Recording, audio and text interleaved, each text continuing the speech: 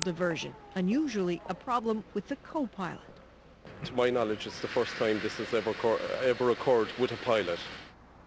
It wasn't just that the co-pilot didn't feel well. To some, he appeared to be having a breakdown and was taken to this Irish hospital. It's believed he's still there.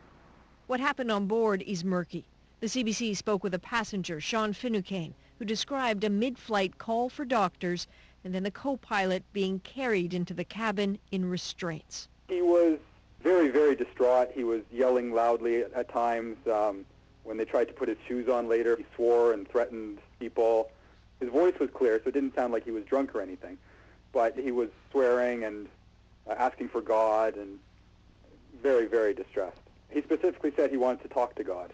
When the co-pilot was taken off the flight by doctors, the 146 passengers were then flown on to London. Because this is about a man's health, very little is being said publicly, but there are many questions and lots of speculation.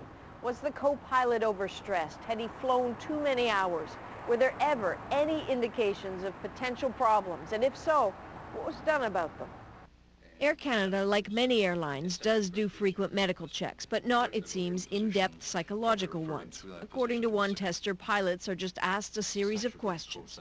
There are no specific tests. You can do blood tests for that, but you can sit with a pilot and listen to what he has to say, and medicine is very much what the patient tells you, if he chooses to tell you. Safe at home now, Sean Finucane says he's impressed with the way it was all handled. If anything, it gives me a bit of relief to know that the pilot can take care of it if there is a problem with another member of crew. The Air Canada Pilots Association issued a statement commending the staff, saying although illness of flight crew is rare, pilots are fully trained for such an event. So, a safe ending, but there's much to be sorted. Transport Canada says it will now talk with the crew. Adrienne Arsenault, CBC News, London.